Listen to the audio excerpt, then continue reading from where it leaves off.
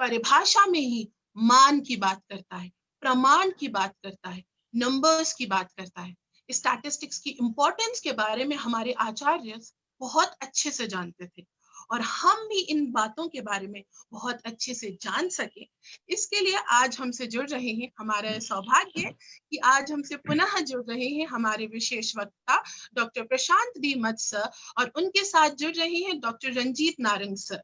Ranjit Narang sir को आप जानते हैं, सर हमारे साथ ऐसे वक्त बिताने के लिए हमारे साथ पहले भी आ चुके हैं और प्रशांत सर भी हमें अपने ज्ञान से अभिभूत करने के लिए, ज्ञान अपनी अनुभव को साझा करने के लिए सर निरंतर हमसे मिलते रहते हैं। चलिए आपको मैं पुनः एक बार परिचय करा देती हूँ। डॉक्टर रंजीत नारंग सर हैं, डिपार्टमेंट ऑफ कॉमर्स भृत्य में एसोसिएट प्रोफेसर, सर माधव बाग से जुड़े हुए हैं। सर की भोपाल में लास्ट 2 ईयर्स से बहुत ही अच्छी शानदार प्रैक्टिस चल रही है। सर विश्व आयुर्वेद परिषद और नस्या के भी बहुत ही एक्टिव मेंबर हैं और उसी एक्टिवनेस के साथ, उसी एंथुजियाज्म के साथ सर आज हमसे जुड़ रहे हैं ताकि मैं और आप मेडिकल स्टैटिस्टिक्स को बहुत खूबसूरती से और बहुत आसानी से समझ सकें। चलिए तो आज हम स्वागत करते हैं अपने कार्यक्रम में हमारे विशेष वक्ता एंड उनके साथ मॉडरेटर की भूमिका निभा रहे डॉक्टर रंजीत नारंग सर का। अब बिना वक्त को गवाए हुए मैं डॉक्टर रंजीत नारंग सर से अनुरोध करूंगी कि सर आप सभी से जुड़ें और इस सत्र को सफल बनाएं। Sir. Thank you, Dr. Pratibha. A very good evening to one and all again. इस प्रोग्राम में इंटरनेशनल वेबिनार सीरीज और वैद्य मित्रम जूनियर में आप सभी का फिर से स्वागत है। दोस्तों, जैसा कि हम सब लोग देख रहे हैं कि इस वेबिनार के माध्यम से हम सब लोग डेफिनेटली दिन अपने नॉलेज को बढ़ाते हुए चल रहे हैं और एक इसी की सीरीज चल रही थी हमारी रिसर्च स्टैटिस्टिक्स इन आयुर्वेदा, और उसी रिसर्च स्टैटिस्टिक्स इन आयुर्वेदा की एक अगली कड़ी में हम करते करते अभी तक हम रिसर्च देख चुके थे, लेकिन इस रिसर्च के लिए हमारे साथ एक एक्सपर्ट अवेलेबल है और इन एक्सपर्ट से बेशक आप लोग बहुत भली भांति परिचित हैं, लेकिन आज मैं फिर से एक बार आपका उनसे परिचय कराना चाहूंगा। मैं स्वागत करता हूँ डॉक्टर प्रशांत डी मत सर का। सर प्लीज आपका इस स्वागत है इस शो में। दोस्तों, डॉक्टर प्रशांत डी मत सर, जिनका नाम हम सब लोग बार बार सुन चुके हैं, और हो भी क्यों ना ऐसी शख्सियत जिसने इस रिसर्च और स्टैटिस्टिक्स के माध्यम से एक नहीं हजारों स्टूडेंट्स को अपना मार्ग प्रदान किया और इस ज्ञान से अवगत करवाया, और सिर्फ ज्ञान से अवगत नहीं कराया, इसी के माध्यम से चलते हुए कई लोग आज अपनी रिसर्च डेवलप करने के साथ बहुत सारे इस प्रोसेस में भी हैं। दोस्तों, ऐसी ही एक शख्सियत के साथ आज हम लोग हैं। मैं धन्यवाद करता हूँ इस अर्पण आयुर्वेदा फार्मेसी एंड वाव ऑर्गेनाइजेशन, जिन्होंने इस प्लेटफॉर्म को प्रदान किया और आप सब लोगों के साथ हमें एक मौका दिया। तो डॉक्टर प्रशांत डी मत सर, एक बार आपका फिर से पुनः स्वागत है सर। Thank you. सर, आज हम लोग जैसा कि देख रहे थे कि अभी हम लोग रिसर्च के बारे में पढ़ रहे थे, लेकिन आज हम रिसर्च के बाद कुछ और स्टैटिस्टिक्स के बारे में कुछ पढ़ने वाले हैं। तो इस स्टैटिस्टिक्स के बारे में हम क्या पढ़ने वाले हैं, या ये स्टैटिस्टिक्स क्या है, इसके बारे में थोड़ा सा आप मुझे परिचय देंगे सर? देखो क्या है कि पहले तो thank you for such a nice introduction. तो जैसा है कि तुमने बता दिया कि रिसर्च के एस्पेक्ट्स हमने ऑलमोस्ट देख लिए, लेकिन जब हमने एक बार जब रिसर्च कंप्लीट कर लेते हैं तो रिसर्च कंप्लीट तभी कहलाता है, या रिसर्च एक बार कंप्लीट तब हो पाता है जब हम उसको प्रॉपर स्टैटिस्टिकल एनालिसिस करते हैं। अब ये है बात, ये उठती है कि ये जो स्टैटिस्टिक्स है क्या, और जब भी स्टैटिस्टिक्स का नाम आज तक हमने जहाँ कहीं पे भी सुना होगा तो हमने यही सोचा होगा कि ये तो एक इंजीनियरिंग का एस्पेक्ट है या कॉमर्स का एस्पेक्ट है। मतलब we never felt it that statistics is somewhere related to our science। ये मेडिकल साइंस से कभी स्टैटिस्टिक्स जुड़ा है या जुड़ेगा, इसका कभी हमने सोचा ही नहीं था। तो अब हम अगर ये देखा जाए कि स्टैटिस्टिक्स है क्या, कि इसका एक्चुअली आयुर्वेद में क्या स्कोप है, कि किस तरीके से इसको आयुर्वेद में कहाँ कहाँ क्या महत्व है, तो ये हमको बहुत जानना जरूरी है। किसी भी चीज में देखो, जब भी हम किसी चीज के बारे में बात करते हैं, कोई भी एस्पेक्ट हो, भले वो लाइफ के रिगार्डिंग किसी भी एस्पेक्ट में, तो कहीं पे भी जहाँ पे अप्रोक्सीमेशन का बात आता है ना, तो वहाँ पे एक एक्यूरेसी में एक क्वेश्चन मार्क आ जाता है कि जो चीज जितना हम बताते हैं कि अप्रोक्सीमेटली हो सकता है, या जैसे अगर पेशेंट भी पूछता है कि हाँ शायद हो सकता है, तो ये जो शायद है और जो अप्रोक्सीमेशन है, ये कहीं ना कहीं जो है हमारे एक स्टैटिस्टिक्स को, मतलब मान लो हमारे एक रिसर्च को एक क्वेश्चन मार्क खड़ा कर देता है कि अच्छा आप ही खुद डाउट में है, मतलब जो एक रिसर्चर है वही क्वेश्चन मार्क डाल रहा है, तो इसमें क्या हो सकता है, मतलब इसमें हमारा स्कोप क्या है। तो इसीलिए स्टैटिस्टिक्स ये जो है मेडिकल फील्ड में बहुत जरूरी है, और जब तक हम इस स्टैटिस्टिक्स को प्रॉपर अप्लाई नहीं करते और किसी चीज को जानते नहीं हैं और अप्लाई करके उसके एनालिसिस नहीं करते, तब तक रिसर्च कभी सक्सेस नहीं होता। तो एक जो प्रिसीजन होना चाहिए जो हमारे रिसर्च में है, और वो प्रिसीजन होता किसके बेसिस पे है, फैक्ट्स पे, ऑब्जर्वेशंस पे, मेजरमेंट्स पे। तो बहुत सारे फैक्ट्स हैं, बहुत सारे ऑब्जर्वेशंस करते हैं, बहुत सारे फैक्ट्स को देखते हैं, और फिर हम इन मेजरमेंट्स को जब हम न्यूमेरिकली इवेल्युएट करते हैं कि देखो हमें इनको कैलकुलेट करना पड़ता है।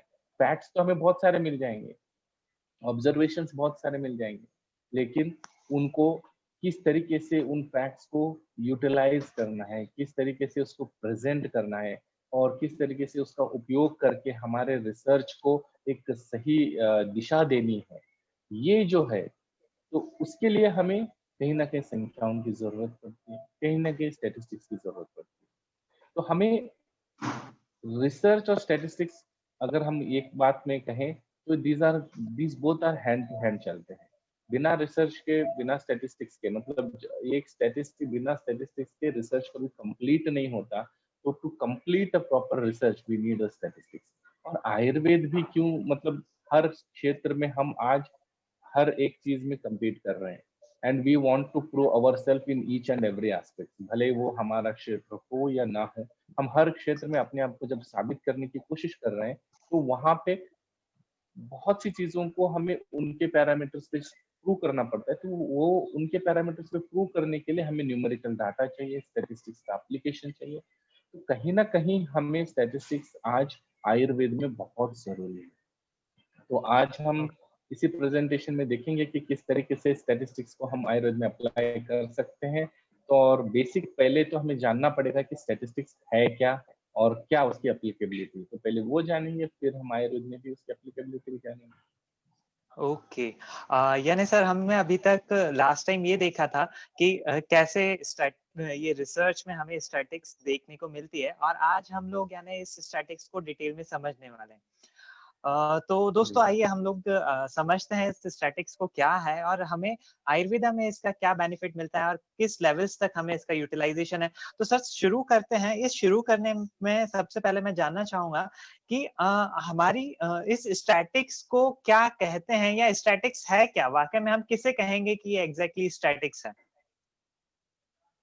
देखो, अगर हम डेरिवेशन की बात करें कि ये स्टैटिस्टिक्स वर्ड बना कैसे, कि ये स्टैटिस्टिक्स है क्या, ठीक है, तो इसमें अगर हम देखेंगे कि व्हाट एग्जैक्टली स्टैटिस्टिक्स, तो सबसे पहले अगर ये जो स्टैटिस्टिक्स शब्द जो है ना, इसके डेरिवेशन हम देखते हैं, ठीक है। तो उसमें क्या है कि it is derived from the Latin word status, ठीक है, इटालियन वर्ड स्टैटिस्टा और जर्मन वर्ड स्टैटिस्टिक। तो ये एक डेरिवेशन, ये जो स्टेटस, स्टैटिस्टिक, ये जो वर्ड है, it represents a political state, ठीक है। We know state, but what is political state? Political state वो होता है जिसे, ये नहीं कि जिस स्टेट में पॉलिटिक्स चल रहा है उसको पॉलिटिकल स्टेट है। पॉलिटिकल स्टेट वो होता है जहां पे एक लेन देन की प्रक्रिया चलती है। क्योंकि पुराने जमाने में क्या होता था कि हर जगह पे, जैसे आजकल कैश ट्रांजैक्शन होता है, यूपीआई ट्रांजैक्शन होता है, इस तरीके से जो भी ट्रांजैक्शन होते हैं, पुराने जमाने में इस तरीके के ट्रांजैक्शन नहीं होते थे। वहां पे क्या होता था कि अगर टैक्स भी भरना है तो भी अनाज का इतना हिस्सा हमें एज ए टैक्स देना पड़ता था। तो इस तरीके से कहीं ना कहीं उनका जो लेन देन की प्रक्रिया थी, तो आज के जमाने से कम्प्लीटली डिफरेंट था।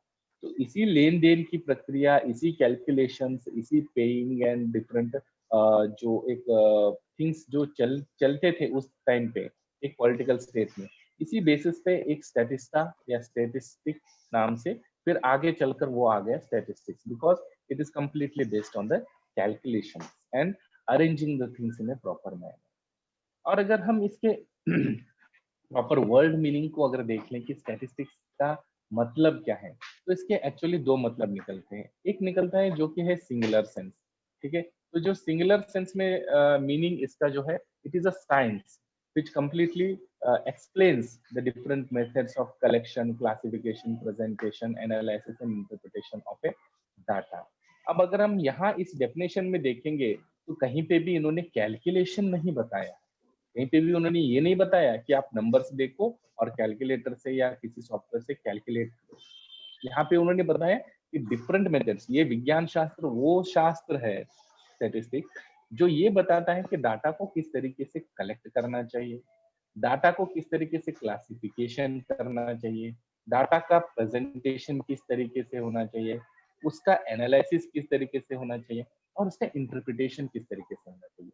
तो कहीं ना कहीं ये हमारे में एक गलत धारणा हमेशा बनी रहती है कि स्टैटिस्टिक्स मतलब कैलकुलेशन, कि हमें कहीं पे अगर स्टैटिस्टिक्स का एप्लीकेशन करना है तो हमें क्या करना है कि कैलकुलेटर लेके बैठेंगे तो स्टैटिस्टिक्स हो जाएगा। नहीं, see this definition clearly mentions that it is the science which deals with the different methods of collecting of the data, classifying the data, presenting the data, analyzing the data and interpretation the data. तो ये उसका एक singular sense का मतलब है जो कि हमें स्टैटिस्टिक्स से समझ लेना चाहिए। ओके यानी सर अभी तक इसके रिगार्डिंग भी हमारे मन में ये एक चलता था कि शायद सिर्फ कैलकुलेटर लेकर बैठो और आप इस डाटा को कैलकुलेट करो और ये हो गया हमारा स्टैटिक्स। लेकिन अगर ये स्टैटिक्स नहीं है तो स्टैटिक्स के और क्या अर्थ हो सकते हैं, यहाँ किन किन रूपों में हम इस स्टैटिक्स को देख सकते हैं या देखते हैं? देखो, एक तो ये हो गया जो मैंने बताया अभी सिंगुलर सेंस में स्टैटिस्टिक्स का मतलब क्या है, कि स्टैटिस्टिक्स क्या होता है। एक इसका और अर्थ भी है जो कि प्लूरल सेंस में, मतलब एक वचन का अर्थ अभी हो गया। अब प्लूरल सेंस में अगर हम स्टैटिस्टिक्स की बात करें कि है क्या statistics, it is the aggregates of the facts. तो जितने भी फैक्ट्स होते हैं, जो भी फैक्ट्स हैं, तो इनके एग्रीगेशंस मतलब इनको इकट्ठा करना। मतलब जैसे मान लो एक पेशेंट हमारे पास आता है, क्लिनिक में आता है या हमारे एक रिसर्च इंस्टीट्यूट में आता है, तो हम उस पे अगर हमें रिसर्च करना है, ठीक है, तो स्टैटिस्टिक का ये मेथडोलॉजी, मतलब statistics is the method which helps in aggregation of the facts. तो हमें एग्रीगेट ऑफ फैक्ट्स को, मतलब जितने भी तथ्य हैं उनको एग्रीगेट करने में सबसे पहले मदद करता है। दूसरा देखो, affected to mark the extent by the multiplicity of the causes. बहुत सारे कॉजेस होते हैं, ठीक है, तो वो किस तरीके से इस पे इफेक्ट करते हैं हमारे रिसर्च के ऊपर, हर एक कॉज किस तरीके से इफेक्ट करता है, ये सारी चीजें हमको देखने में बहुत जरूरी पड़ती है। तीसरा है न्यूमेरिकली एक्सप्रेस्ड। देखो यहाँ पे अगर हम देखा जाए तो हमारे हिसाब से क्या है कि that which is numerically expressed is statistics. जिसको हम न्यूमेरिकली एक्सप्रेस कर वही स्टैटिस्टिक्स है।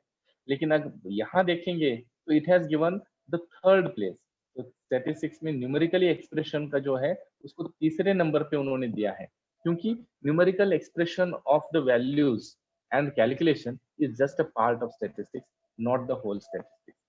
एंड नेक्स्ट अगर हम देखें तो एस्टिमेट और according to the reasonable standards of the accuracy, ठीक है, मतलब एक एक्यूरेसी को हमें किस तरीके से स्टैंडर्ड्स को एक्यूरेसी को मेंटेन करना चाहिए, किस तरीके से हमें जो वैल्यूज आते हैं उनका एस्टिमेशन करना चाहिए, this is also a statistic. Next, data को किस तरीके से सिलेक्टिव मैनर मतलब एक सिस्टमेटिक मैनर में हमें कलेक्शन करना चाहिए, तो ये भी बताता है स्टैटिस्टिक्स, ठीक है। एंड लास्टली एक प्री डिटरमाइंड पर्पस और कॉज, और मतलब देखो हमारे ऑब्जेक्टिव्स और जो ये है इसको एक प्री डिटरमाइंड पर्पस या कॉज को मेंशन करता है कि हमारा ऑब्जेक्टिव क्या है, हमारा एम क्या है, इन सब को हमें एक प्रॉपरली एक्सप्लेन करता है, ठीक है। And lastly placed in relation with each other, मतलब ये क्या है कि हमें हर एक डाटा को, जो वेरिएबल्स होते हैं या जो डाटा होते हैं, इनको जो होता है कि इन रिलेशन मतलब एक दूसरे से रिलेटेड उनको मेंशन करना बहुत जरूरी है। तो कहीं ना कहीं all this factors are very much needed for us to explain what is the role of statistics in the present era. Okay यानी एक स्टैटिक्स यहाँ जो हम अभी तक सिर्फ एक कैलकुलेशन समझते थे, वो एक कैलकुलेशन ना होते हुए उस रिसर्च में या उस कार्य दौरान क्या क्या किए गए, इतने सारे पहलुओं को आंकड़ों के रूप में या एक अलग अलग रूप से देखना शायद स्टैटिक्स है। ऐसा ही क्या सर? बिल्कुल बिल्कुल। अब ओके जो चीजें मैंने अभी बोलो। Yes sir. तो अभी जो हम लोगों ने ये अभी देखा, इतने सारे फैक्ट्स आपने भी बताया, इनको क्या हम सर और इलेबरेट करते हुए देख सकते हैं क्या? मतलब मेरा जस्ट कहने का मतलब ऐसा था कि जैसे माई चांस मैंने एक रिसर्च किया और रिसर्च में मैंने ये दवाई इस पेशेंट को दिया, तो अभी तक मैं शायद देखता था कि कितने पेशेंट में फायदा हुआ, कितने पेशेंट में फायदा नहीं हुआ। क्या सिर्फ इतना ही स्टैटिक्स है? ये मेरे मन में चलता है, लेकिन आपने इतने सारे फैक्टर्स जो बताए, तो क्या हम इसको इलेबरेट करते हुए और देख सकते हैं क्या सर? बिल्कुल बिल्कुल। देखो, जैसे मैंने अभी भी बताया कि जो एग्रीगेट्स ऑफ फैक्ट्स हैं, ठीक, ये तथ्यों को इकट्ठा करना, तो aggregates of fact is a part of statistics. अब ये कैसे हम कहें, हम हमको आज तक हम बस इतना ही समझते थे कि जो भी फैक्ट्स, मतलब जो भी कैलकुलेशंस हैं वो ये है। जैसे देखो, एग्रीगेट ऑफ फैक्ट्स मतलब collection of the various data. अब एक पेशेंट, जैसे मैंने अभी बता रहा था कि एक पेशेंट जब हमारे क्लिनिक पे आता है या एक रिसर्चर के पास आता है, तो उसका एक खुद का क्लिनिकल रिसर्च प्रोफार्मा होता है, या अगर हम किसी ओपीडी में चले जाएं तो उनका एक केस शीट होता है। तो उसमें क्या होता है, वो एक प्री डिटरमाइंड फैक्टर्स होते हैं। तो वो ये नहीं है कि अच्छा आपको ये बीमारी है तो हम आपके लिए अलग केस शीट लेंगे, नहीं। वो क्या, उनके सेट ऑफ क्वेश्चनर्स होते हैं कि जो एक आदमी से या एक पर्टिकुलर पर्सन से या पेशेंट से हमें वो डाटा को इकट्ठा करना है। तो ये कलेक्शन ऑफ डाटा, जैसे कि एक डेफिनेशन में हमने देखा कि कलेक्शन, क्लासिफिकेशन, ये सब पार्ट ऑफ द स्टैटिस्टिक्स ही है। तो उन फैक्ट्स को, वो तथ्यों को कि उसका ब्लड प्रेशर कितना है, उसका वेट कितना है, उसका हाइट कितना है, तो हर एक चीज को, हर एक फैक्टर को हमें प्रॉपर असेस करना। तो this is what is aggregate of facts, and this is what statistics help, और the methods of statistics help us to determine. दूसरा है affected to the mark extent by the multiplicity of the causes. कभी कभी क्या होता है, जितने भी हमारे सैंपल होते हैं, हमारे जो सब्जेक्ट्स होते हैं, जो हमारे रिकॉर्डिंग्स होते हैं, ये बहुत सारे इंटरनल और एक्सटर्नल फैक्टर से अफेक्ट हो जाते हैं। जैसे मान लो ब्लड प्रेशर वेरिएशन हो रहा है, based on the emotional status, based on the hormonal changes, based on age, sex, time, these each and every aspect matters a lot।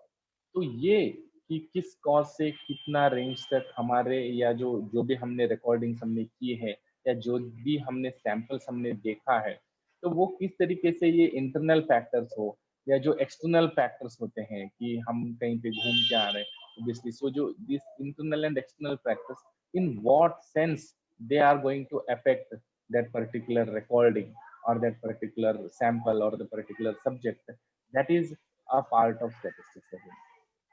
तीसरा, जैसे बताया था, न्यूमेरिकली एक्सप्रेस। तो क्या है कि जो भी हम डाटा इकट्ठा करते हैं, जब हमें उसको एक एक्सप्लेन करना होता है, उस डाटा को जब हमें एलॉबरेट करना होता है, तो उस डाटा को कैलकुलेशन के लिए कहीं ना कहीं हमको न्यूमेरिकली जरूरत पड़ता है, मतलब न्यूमेरिकल डाटा का क्वांटिफिकेशन का एक जरूरत हमें हमेशा पड़ता है। जैसे अगर हम आज ब्लड प्रेशर की बात करें या एचबी की बात करें, जब हमको इनको एक्सप्रेस करने के लिए नंबर्स हमें ऑलरेडी मिल जाते हैं, लेकिन वही अगर हम ये देखें कि कुछ चीजें ऐसे होती है कि जो कि हम न्यूमेरिकली एक्सप्रेस नहीं कर सकते, जैसे पेन हो गया, तो उनके लिए भी स्केल बनाया गया और उनको भी ऐसा कैटेगराइज कर दिया गया ताकि उनको भी हम न्यूमेरिकली एक्सप्रेस कर सकें। तो ये सारी चीजें, मतलब numerical expression is a part of statistics, that's why देखो it has been kept on the third place. ठीक है, नेक्स्ट अगर हम देखेंगे तो स्टैंडर्ड्स ऑफ एक्यूरेसी। ठीक है, जो फोर्थ पॉइंट था वो था स्टैंडर्ड्स ऑफ एक्यूरेसी। मतलब क्या है कि जो भी हम डाटा लेंगे, कहीं ना कहीं it should be, it is between the range, मतलब एक मिनिमल और एक मैक्सिमम वैल्यू होना चाहिए। मतलब ओवरऑल कहने का मतलब ये है कि फाइनाइट वैल्यूज होना चाहिए। अगर देखो इनफाइनाइट वैल्यूज है कि यहाँ से लेकर कहीं तक भी, तो then we can not calculate it and there the results will not be much accurate. तो हमें कहीं ना कहीं यहाँ से शुरू करना है। अगर हम पेन का भी अगर स्केल देखेंगे, so definitely it ranges from 0 to 10। तो कहीं ना कहीं एक मिनिमल वैल्यू है, एक मैक्सिमल वैल्यू है। तो when we have that range, then only the values और the calculations will be more accurate. ठीक है, नेक्स्ट, स्टैटिस्टिकल मेथड्स में अगर हम देखें तो it should be collected in a systematic manner.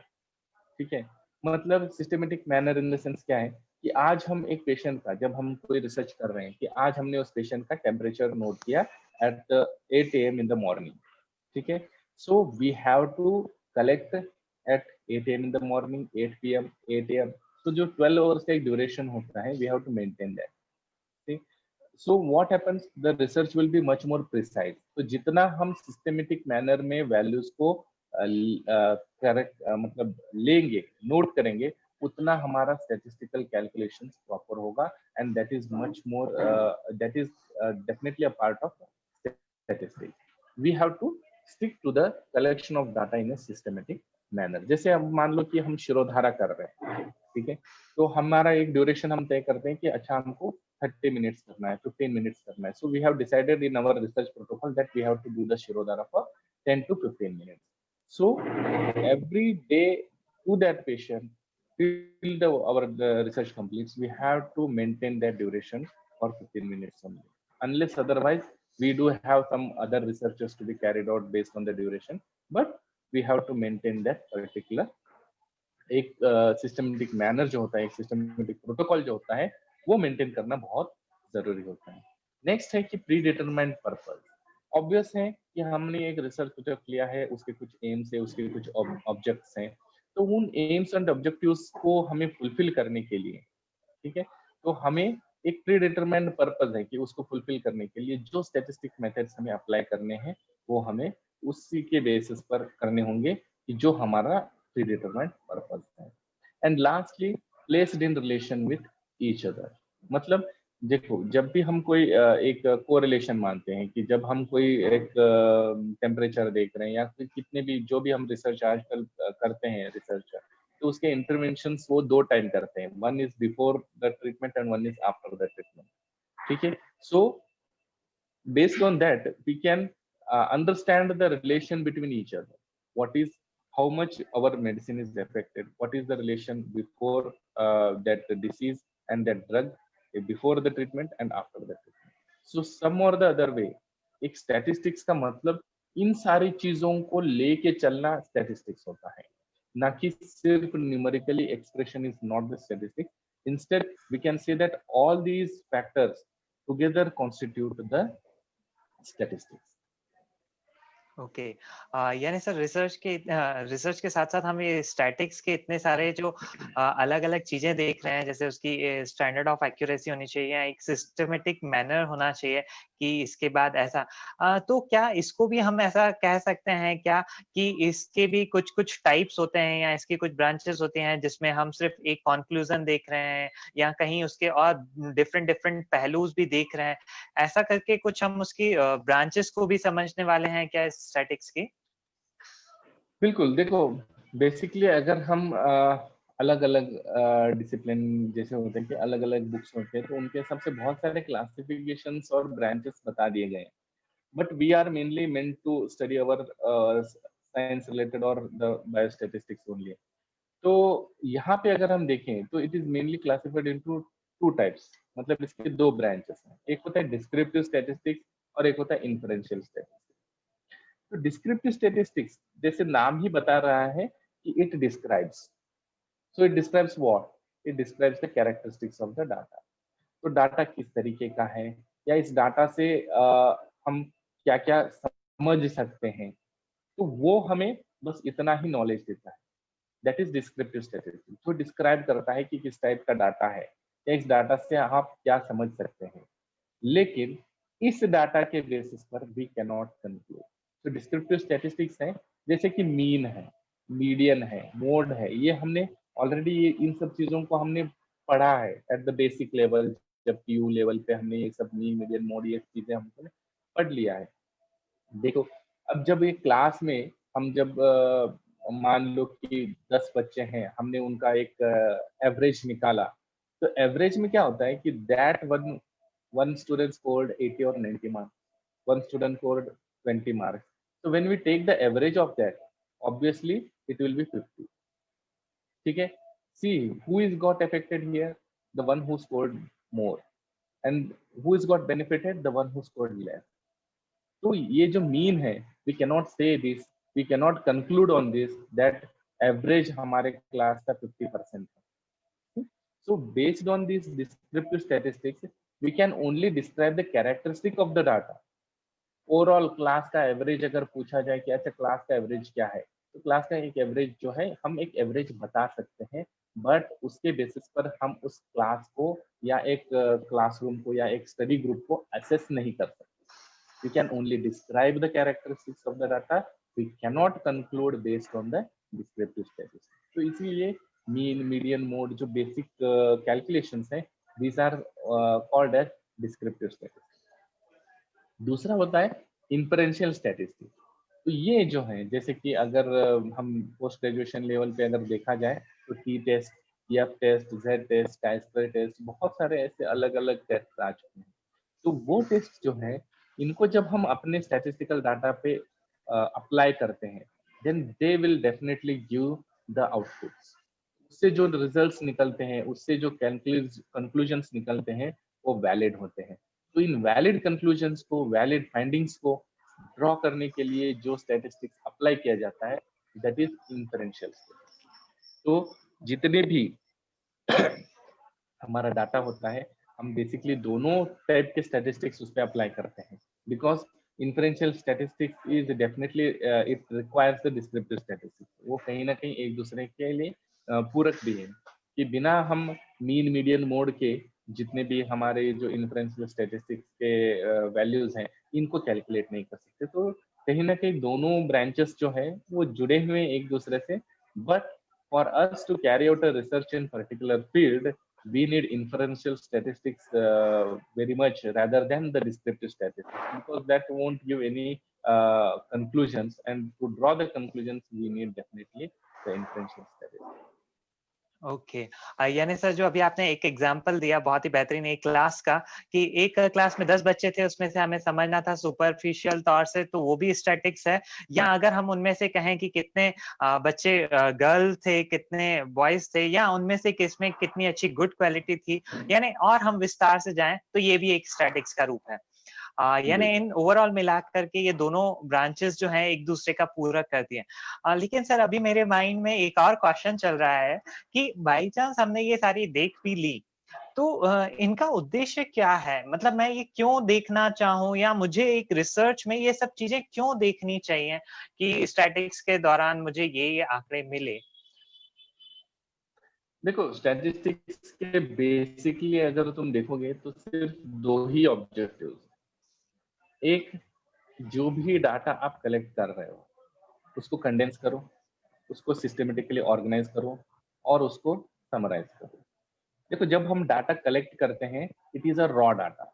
Raw data in the sense वो कोई सिस्टमेटिकली ऑर्गेनाइज्ड नहीं होता।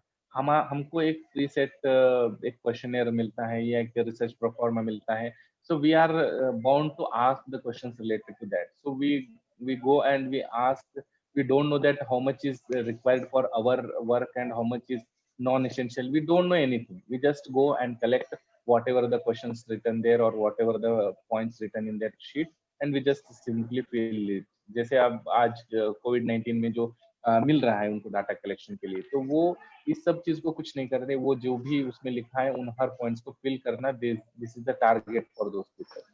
So they are collecting that, whatever they are collecting that data, that we call as a raw data. But when it goes to the statistician, तो उसका main objective क्या रहेगा कि इतना सारा जो डाटा इकट्ठा हो जाता है। आज अगर हम देखने जाए तो more than 2 lakh people are affected in India. So definitely if we are collecting each and every individual's data, 130 crores population is there. So if we collect, so just think about the size of the raw data which we are collecting from this whole population. It will be very huge. But for us, we need very small data. मतलब हमें इस data को कहीं ना कहीं condense करना बहुत जरूरी है। So condensation, मतलब condensation is a part or it's an objective of the data statistics. वो सबसे मुख्य उद्देश्य है कि हमें ह्यूज डाटा को कंडेंस करना है। तो जब हम उसको कंडेंस करेंगे तो हम कहीं ना कहीं उसको कैटेगराइज कर देंगे कि ऐसा ऐसा।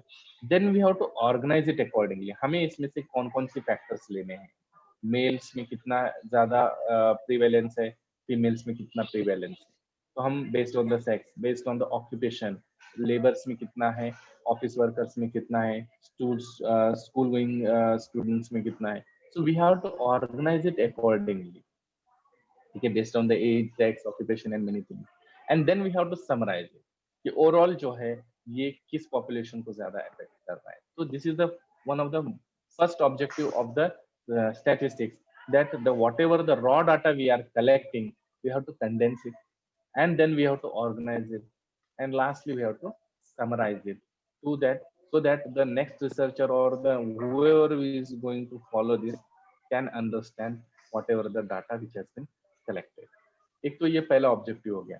दूसरा ऑब्जेक्टिव जो हम अप्लाई करते हैं हर एक फील्ड में कि जो भी हम सैंपल देखते हैं, हमें क्या है, होल पॉपुलेशन पे तो हम पूरा जो है रिसर्च कर नहीं पाते हैं, तो इसलिए कहीं ना कहीं हमको उस पॉपुलेशन से एक पार्ट, एक सैंपल को लेना पड़ता है और उस पर हम रिसर्च करके we will apply that whole aspects और द होल ऑब्जर्वेशंस और the whole conclusions of that sample to the whole population.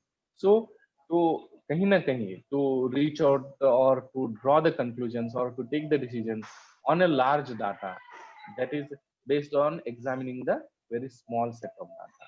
आज जैसे एक मैं सिंपल एग्जांपल हमेशा क्लास में दिया करता हूँ कि जब हम किसी इंसान का कोई भी ब्लड इन्वेस्टिगेशन करना होता है, तो इट इज नॉट नेसेसरी कि आपके पूरे ब्लड में कितना है.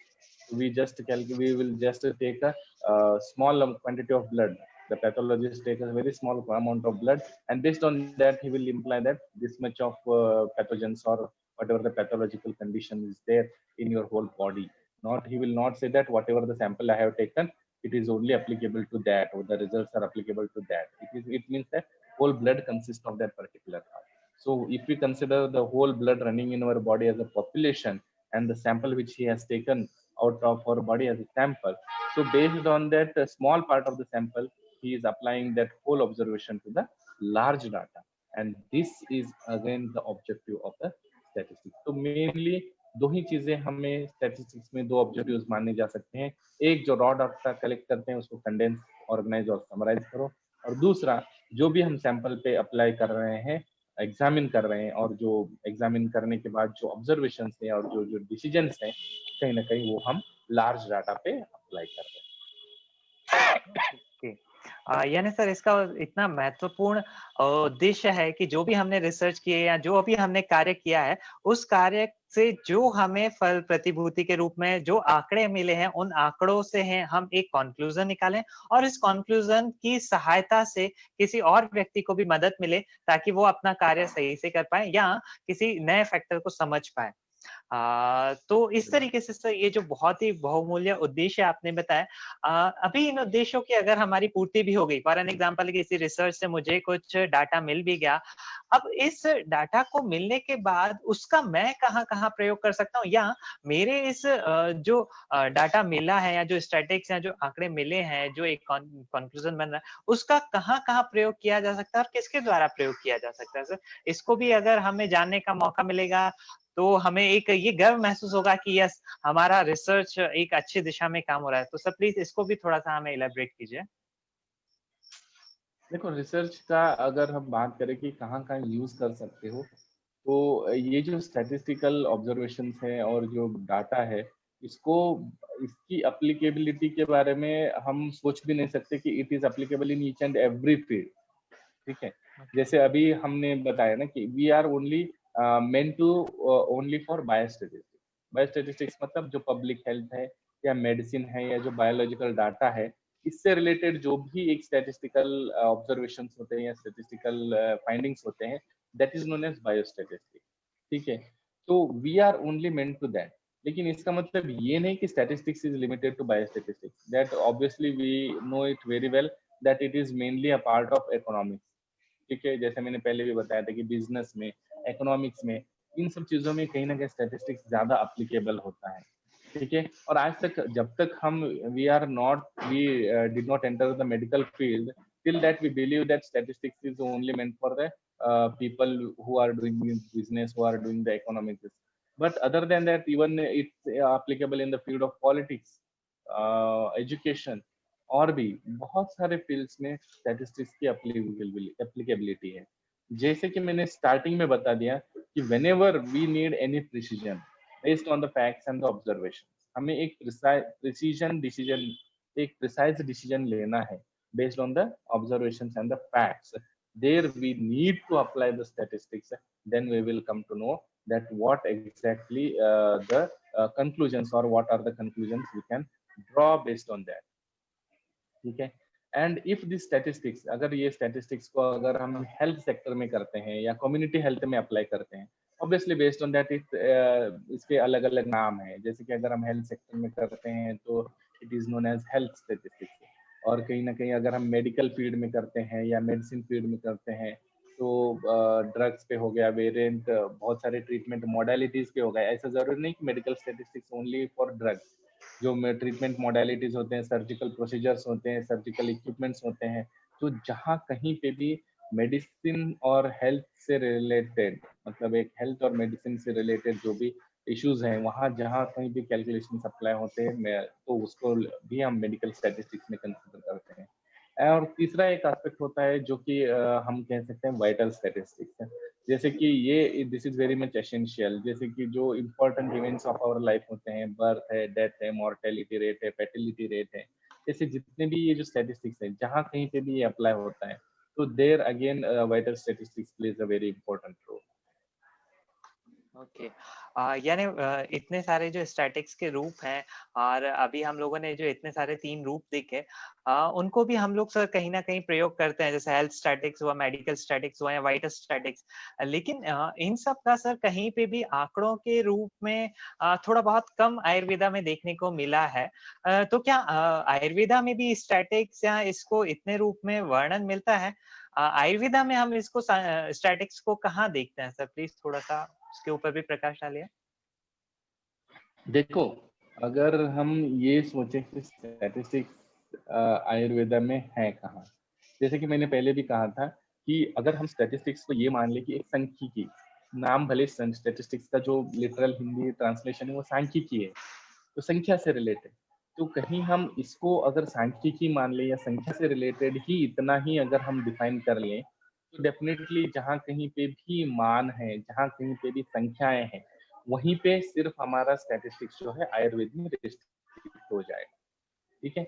लेकिन अगर हम इसका प्रॉपर डेफिनेशन देखें कि जो स्टैटिस्टिक्स का डेफिनेशन जो मैंने स्टार्टिंग में बताया था कि collection, classification, presentation, analysis, interpretation of the data, तो कहीं ना कहीं अगर हम इस डेफिनेशन को आयुर्वेद में अप्लाई करें और ये देखें कि इस डेफिनेशन को अप्लाई हमारा आयुर्वेद में या हर एक शास्त्र में कहाँ फिट होता है, तो प्रत्येक जितने भी संहिताएं हैं, जितने भी हमारे शास्त्र के जितने भी पुराण ग्रंथ हैं, वेदों से लेकर अभी के मॉडर्न जो अभी प्रेजेंट एरा के टेक्स्ट बुक्स तक जितने भी हैं, हर एक में स्टैटिस्टिक्स आयुर्वेद इज मतलब statistics is a inherited part of Ayurveda.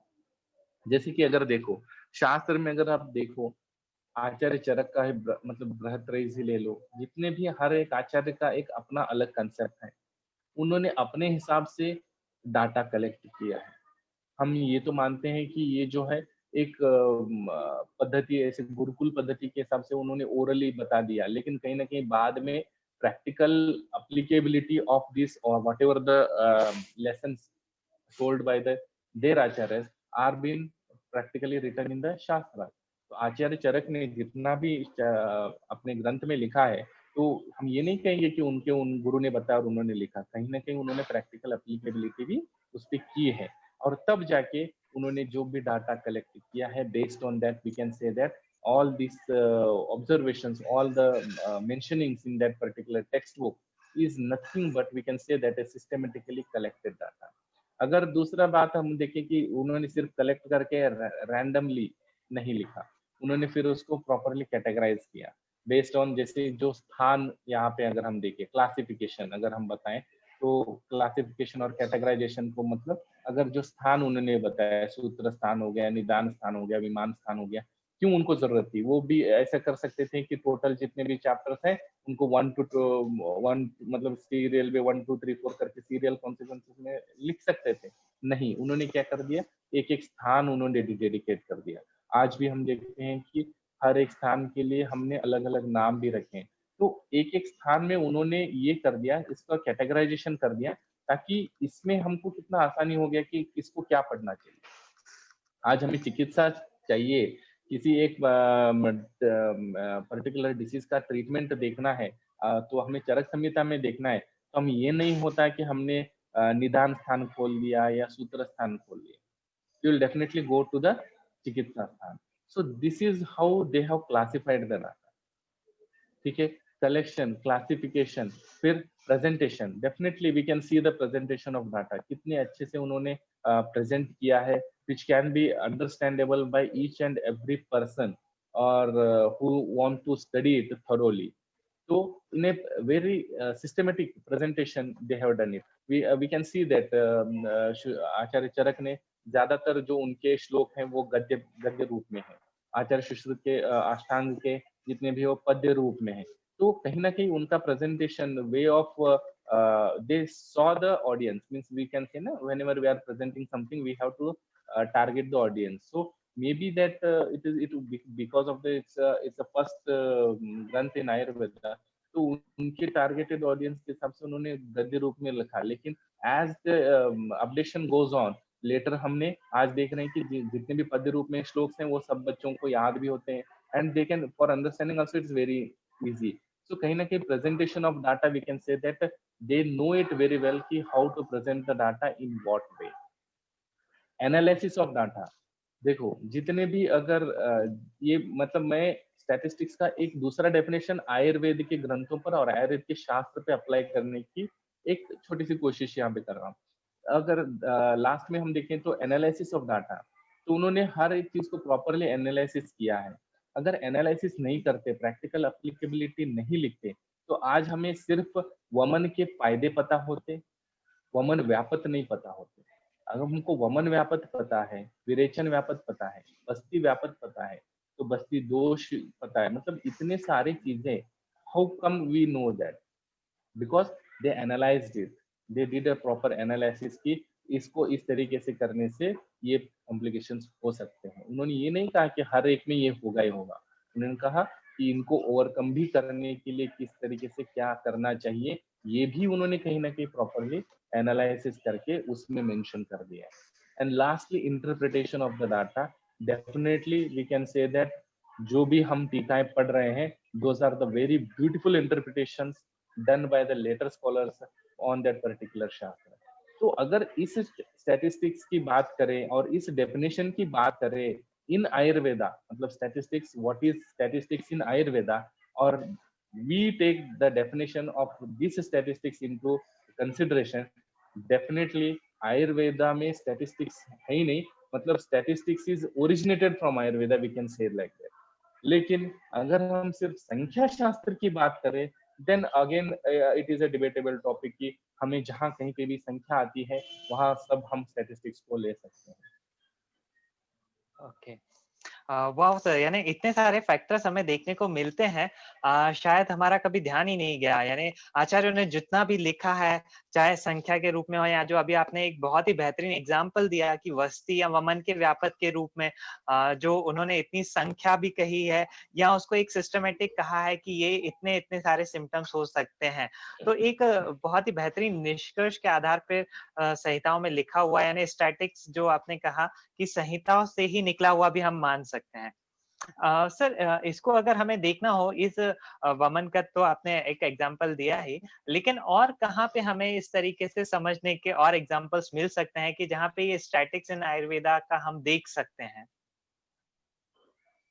देखो, अदर देन दैट अगर हम इन फैक्ट्स को देखा जाए तो बहुत सारे श्लोक है, जैसे स्टार्टिंग में प्रतिभा ने बहुत अच्छे से बता दिया कि हिताहितम सुखम कमायुस्तस्य हिताहितम मानम चत्रच यत्रोक्तम आयुर्वेद उच्यते। तो आयुर्वेद के डेफिनेशन में भले वो आचार्य चरक का हो या आचार्य वाग्भट का हो, तो कहीं ना कहीं उन्होंने मान शब्द को यहाँ पे ले लिया है।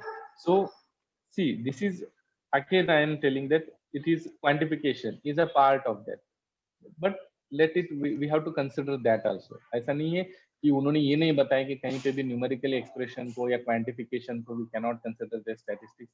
No, definitely in the plural sense जब हम देख रहे हैं तो numerical expression and quantification is definitely a part of statistics. So if we consider that definition of the statistics, okay, so or that part of the statistics, definitely quantification is nothing one of the part of the statistics. तो यहाँ पे अगर हम देखेंगे कि आयुर्वेद में जो श्लोक बताया कि हितायु हो गया, अहितायु हो गया, सुख आयु हो गया, दुख आयु हो गया, तो इनकी क्वांटिफिकेशन को ही प्रॉपर क्वांटिफिकेशन के हिसाब से आयुर्वेद का उन्होंने डेफिनेशन बताया. देखो कितना सही भी बताया है कि क्वांटिफिकेशन, बिकॉज द स्कॉलर्स, मतलब जो हमारे आचार्य जितने भी थे उन्होंने ये सही सही में जान लिया है कि मान का कहाँ पे शब्द का उनका यहाँ पे इतना उचित प्रयोग है. उन्होंने ये बोला कि जिस एक आदमी की हित आयु या एक सुख आयु, देखो हर आदमी के लिए उसके पर्सपेक्टिव से अलग होता है. जो मेरे लिए आज हित है हो सकता है वो दूसरे के लिए अहित हो, लेकिन जितना मेरे लिए हित है सेम मेरे जैसे पर्सनैलिटी वाले के लिए अहित होना थोड़ा पॉसिबिलिटी कम है. लेकिन अगर प्रकृति बदल जाता है, बहुत सी चीजें बदल जाती है, तो जो जो चीजें बदल जाती हैं दो that is the nothing but the quantification. अगर मुझे जितना, मतलब 2 रोटी अगर मेरे लिए हित है तो एक मेरे से भी लीन व्यक्ति हो सकता है, कृष व्यक्ति हो सकता है, उसके लिए अहित हो जाएगा, या हो सकता है हो जाएगा इन द सेंस हो सकता है. तो कहीं ना कहीं हित अहित ये सब डिपेंड करता है completely on the quantification. How much we are healthy, how much we are unhealthy. If we quantify it, based on that we can tell that we are happy or we are sad. हमें हित है तो अगर हमें इतने मान में अगर हित हो रहा है तो डेफिनेटली हम सुखी हैं. इतने मान में अगर हमको वो हित मान से ज्यादा हो गया तो ऑब्वियसली अहित हो जाएगा, तो हम जो है वो कहीं ना कहीं दुखी हो जाएंगे. So they know that what is the proper implication of quantification and where we have to quantify it. But we have to understand it, what is their perspective of mentioning the term मान. उन्होंने ये नहीं बोला कि हितायतम सुखम दुखम आयश्च, मतलब सिर्फ इतना ही बोल के नहीं किया. उन्होंने मानम च तच्च, यहाँ पे मान शब्द का प्रयोग उन्होंने बहुत सही से इसलिए किया क्योंकि the quantification of hit and ahit is completely justifiable in this aspect. Okay ये यानी सर जो अभी हम लोगों ने देखा कि ये हितायतम सुखम दुखम के रूप में अगर हम कहें तो एक बहुत सामान्य रूप से भी इसका वर्णन मिलता है, या हम कहें कि इसका बहुत डीप ड्राइव हमें देखने को मिला कि आचार्यों इतने डीप ड्राइव के रूप में इतना सारा हमें वर्णन किया है. लेकिन सर मैं चाहूंगा कि थोड़ा सा अगर हम इसको एक व्याधि के रूप में समझें तो व्याधि के रूप में इसका कैसे यूज डाटा का प्रयोग किया गया है या स्टैटिस्टिक्स का रूप हमें कैसे देखने को मिल सकता है. अगर एक व्याधि के संदर्भ में समझेंगे तो सर हमें शायद और ज्यादा हेल्प होगी. प्लीज उसके बारे में थोड़ा सा हमें बताइए. देखो अगर हम आयुर्वेद में स्टैटिस्टिक्स की एप्लीकेबिलिटी, ये एक बहुत ही मतलब मोस्ट कॉमन क्वेश्चन है जो most of the UG scholars में या जो या पोस्ट ग्रेजुएशन में हो, ये मोस्ट कॉमन क्वेश्चन है कि जो पूछा जाता है कि आयुर्वेद में सांख्यिकी कहाँ कहाँ है या आयुर्वेद में सांख्यिकी का महत्व. तो वी विल गेट कंफ्यूज्ड. हमें ये पता है कि अच्छा संख्या कहाँ कहाँ आयुर्वेद में मेंशन की है, वो सब स्टैटिस्टिक्स है and we have to mention. But the question will be asked for elaborated questions, मतलब 5 मार्क 10 मार्क के लिए सवाल पूछा जाता है तो हम ये कंफ्यूज हो जाते हैं. अच्छा संख्या जहाँ जहाँ एक्सप्लेन किया वो तो सब आयुर्वेद में हमने मेंशन कर दिया, अंगुली प्रमाण शरीर का इतना बता दिया, हम उसको स्टैटिस्टिक्स कहते हैं. हम दोष 3 बता दिए, ये संख्या बता दिया, हम इसको स्टैटिस्टिक्स कहते हैं. अगर हम ऐसे देखते जाए, सिर्फ संख्याओं को जोड़ते जाए कहाँ कहाँ है, तो हर एक चीज में संख्या है. तो इसके बजाय अगर हम ये दूसरी डेफिनेशन को प्रॉपर अप्लाई करें और ठीक से समझे कि आयुर्वेद में स्टैटिस्टिक्स कहाँ कहाँ और किस तरीके से अप्लाई किया जाए, then we can answer it very beautifully. जैसे कि एक एस्पेक्ट तो अभी हमने देख ही लिया, ठीक है, कि संख्या के भी हिसाब से अगर हम क्वांटिफिकेशन मान या संख्या को अगर हम मानते हैं as a part of statistics, then definitely कहाँ कहाँ मान है, कहाँ कहाँ पूरा जितना भी, अगर भविष्य की कल्पना is completely based on the मान. The dosage of a particular medicine is based on the मान. The duration is based on the मान. तो हर एक जगह कहीं ना कहीं स्टैटिस्टिक्स एप्लीकेबल है. लेकिन अब हम देखेंगे कि प्रॉपर और कहाँ कहाँ हम आयुर्वेद में स्टैटिस्टिक्स को अप्लाई कर सकते हैं और किस तरीके से कर सकते हैं, आगे हम देखेंगे। जैसे सबसे पहला एस्पेक्ट है कि टू सिंप्लीफाई और to condense the huge data. ये हमने पहले भी देखा है कि ह्यूज डाटा को किस तरीके से कंडेंस करना चाहिए। तो इसके लिए अगर मैं बताऊं कि कलेक्शन ऑफ द लक्षण, तो जितने भी लक्षण है आयुर्वेद में वर्णित है, तो अगर हम उनको प्रॉपर कैटेगराइज कर दे, तो अगर सिर्फ हम लक्षणों की बात करें, जैसे कि मैंने अभी एक एग्जांपल भी दिया था ना कि जितने भी अध्याय है, तो अध्यायों को प्रॉपर कैटेगराइज कर दिया, लेकिन हर एक अध्याय में अगर हम देखेंगे कि अगर एक पर्टिकुलर डिसीज की बात करें, एक रोग की बात करें, तो रोग के लक्षण है। तो लक्षण सिर्फ ये नहीं है कि सिर्फ रोग के ही हैं, उसके उस लक्षणों को भी उन्होंने अगेन कैटेगराइज कर दिया। कुछ लक्षण व्याधि से पूर्व होते हैं, तो उनको कह दिया पूर्व रूप। कुछ लक्षण व्याधि के साथ उत्पन्न होते हैं, उनको कह दिया रूप या लक्षण। कुछ लक्षण होते हैं as a complication of that disease, that is known as upadrava. कुछ होते हैं असाध्य लक्षण, मतलब ये सिम्टम्स अगर आते हैं तो definitely it is incurable. And कुछ अरिष्ट लक्षण होते हैं जहाँ पे हम ये कह सकते हैं कि अगर ये सिम्टम्स या ये लक्षण आ जाते हैं तो this is not good for, not a good sign. तो कहीं ना कहीं ये जो जितने भी सारे लक्षण हैं, ठीक है, उन्होंने हेपेजाइडली ये लक्षण होंगे ये नहीं बताया। They what they did is they classified it.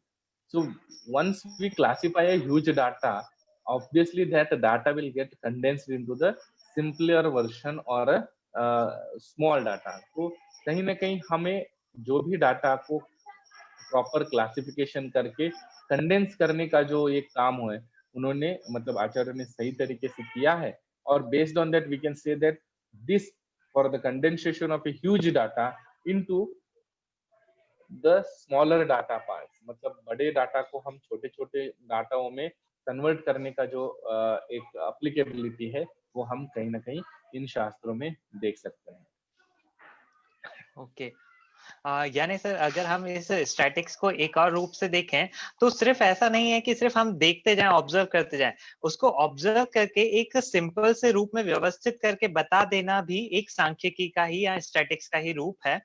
और इसी रूप में हमें संहिताओं में भी देखने को मिलता है कि इतने सारे उन्हें जो साइंस एंड सिम्टम्स के रूप में दिखे, उनको उन्होंने कैटेगराइज कर लिया कि पहले आपको क्या दिखेंगे, यानी वो पूर्व रूप है, जो अभी प्रधान रूप में दिख रहे हैं वो शायद रूप है, और जो इसके बाद भी नहीं दिख रहे, बाद में दिख रहे हैं, यानी एक अरिष्ट लक्षण है, असाध्यता के लक्षण।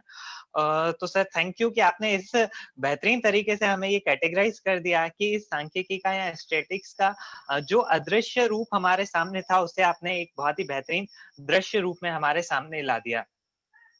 सर लेकिन जैसे अभी हम बात करें कि इतना सारा हमने इस स्टैटिक्स को समझा, अभी हमें ये भी समझ में आया कि सामान्य रूप से हमारे आसपास के एरिया में कैसे रिसर्च में इसका देखने को मिलता है, या अभी हमने आयुर्वेदा में भी देखा कि इतने अलग अलग रूप में हमें सांख्यिकी मिलती है। लेकिन जो अभी हम रिसर्च पढ़ रहे थे इससे पहले, रिसर्च मेथोडोलॉजी, तो उस रिसर्च में इस स्टैटिक्स को हम कहाँ यूटिलाइज करते हैं? क्या ये अलग नहीं है कि एक ही है? मतलब थोड़ा सा अगर हम इसमें और समझेंगे तो सर हमारे लिए और बेहतर रहेगा। देखो रिसर्च में हमारा जो मेन एस्पेक्ट है वो ये है कि जो हाइपोथेसिस हमने स्टार्टिंग में पॉस्टुलेट करते हैं एक रिसर्च के स्टार्टिंग में, बिगिनिंग में, और उसको ही हम टेस्ट करने के लिए उसको टेस्ट करके ही हम बताएंगे कि अच्छा वो रिसर्च कितना वैलिड है, नहीं है। तो कहीं ना कहीं उसको रिसर्च को टेस्ट करने के लिए हमको ये आयुर्वेद में जो है रिसर्च या स्टेटिस्टिक्स की जरूरत पड़ती है। जैसे देखो यहाँ पे बता दिया है कि नासा ही शीर्षोद्वार, ठीक है, ये शास्त्र में वर्णित है कि जो नासा होता है वो शिरस का द्वार होता है, ठीक है। तो ये जो फैक्ट है, मतलब इस बात को हमें आज ये प्रूव करना है। मतलब ये अगर हम एक हाइपोथेसिस मान लें कि आचार्य ने तो ये बता दिया कि नासा शिर का द्वार होता है, तो किस तरीके से, तो if we carry out a systematic research and a very well planned research on this, then definitely we can see that how much justifiable it is। बहुत सारे ऐसे जो हैं, तो उनको एक प्रॉपर प्लानिंग करके उन चीजों को, जैसे आचार्य सुश्रुत ने बताया कि जो व्याधियां कवल ग्रह से ठीक होती हैं वो प्रतिसारण से भी ठीक होती हैं। तो ऑब्वियसली हम क्या करेंगे कि उनके कहने पर हम आज के परिप्रेक्ष्य में ये कितना वैलिड है इसको देखने के लिए अगर हम इसको एक हाइपोथेसिस मान लें और एक वेल प्लान्ड रिसर्च प्लान कर ले कि जिसमें हमने एक पेशेंट मतलब कुछ पेशेंट्स को कवलग्रह किया सेम मेडिसिन से, कुछ पेशेंट्स को सेम मेडिसिन देकर हमने बोला कि आप प्रतिसारण कर लो, and we see that whether both the groups are having equal efficacies. Definitely जो आचार्य ने कहा है वो कहाँ तक मतलब कितने हद तक हम उसको जस्टिफाई कर पाएंगे, because see the conditions are different from ancient period to present period. तो कहीं ना कहीं वो आज के परिप्रेक्ष्य में कितने हद तक सत्य है, और जो दूसरी मतलब जितने भी अदर कम्युनिटीज है, साइंटिफिक कम्युनिटीज हैं, तो उनको भी ये चीजें जो शास्त्र में वर्णित है उनको हम जस्टिफाई कर देंगे। आज देखो ये नासाई शीर्षोद्वारम आचार्य ने कहा, हमने बहुत हद तक हम मानते भी है, और जितने भी आयुर्वेद के स्टूडेंट्स हैं या आयुर्वेद के जितने भी स्कॉलर्स हैं, आयुर्वेद में लिखी बात को हम without any doubt we accept those facts, because we know that the acharyas has written it based on their practical experiences and it is an time tested therapy.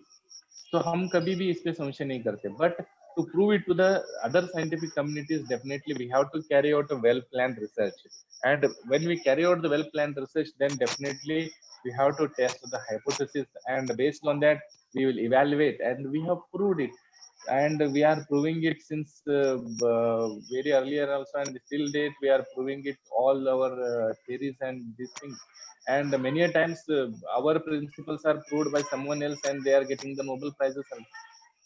कहीं ना कहीं to test the hypothesis and to prove our science and theories, it is statistics is very much essential even in Ayurveda. Okay यानी हम कहें कि जो हम लोगों ने अपने रिसर्च करने के लिए एक रास्ता तय किया था, उस रास्ता तय करने तक हमें ये नहीं पता था कि कंफर्मली हम जाएंगे कि नहीं, और उस रास्ते पे चले हैं, और जो एक हमारा मार्किंग हुई है वो मार्किंग हमारा यहाँ पे टेस्ट कर रहा है कि यस वो रास्ता सही साबित हुआ कि नहीं, है ना सर? ऐसा ही है ना?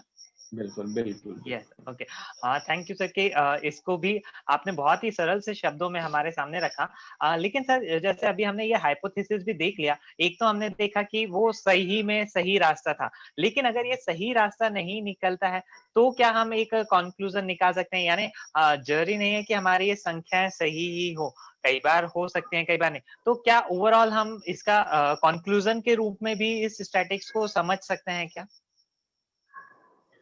देखो कंक्लूजन के रूप में समझ सकते हैं, क्या मतलब हमें कंक्लूजन तक पहुंचने के लिए कहीं ना कहीं स्टैटिस्टिक्स की बहुत जरूरत पड़ती है।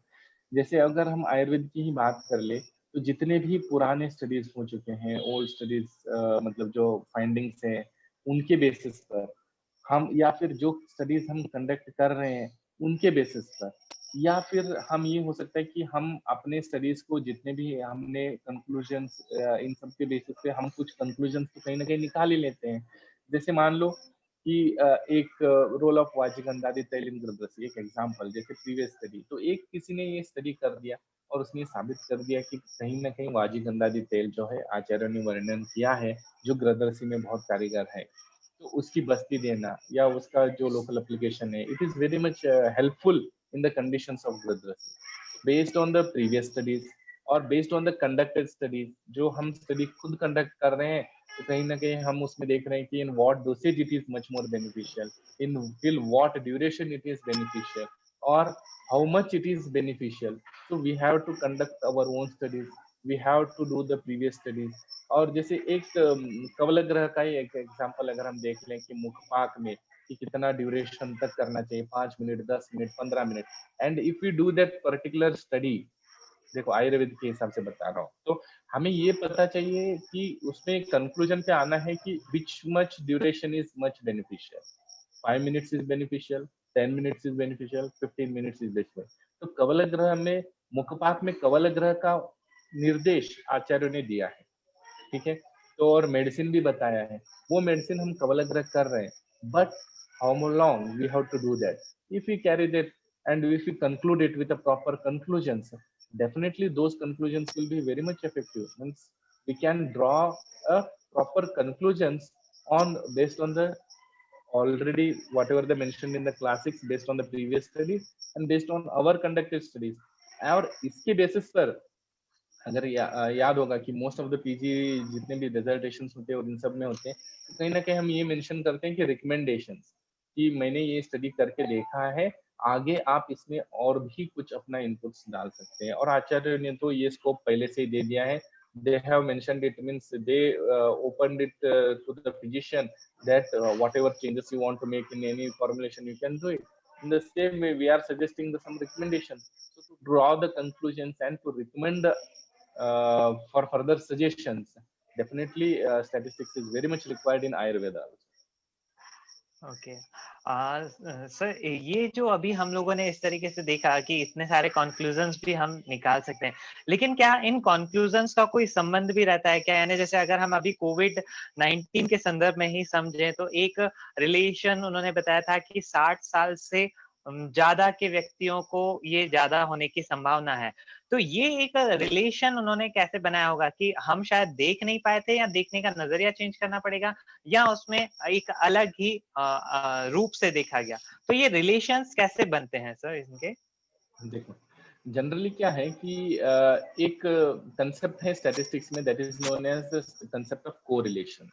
ठीक है, तो कहीं ना कहीं चीजों को कोरिलेट करने में ये बहुत हेल्पफुल होता है। जैसे एक पर्टिकुलर व्याधि उत्पत्ति की अगर हम बात कर लें, तो निदान सेवन से जो व्याधि उत्पत्ति होती है, तो nidan is somehow related to the व्याधि।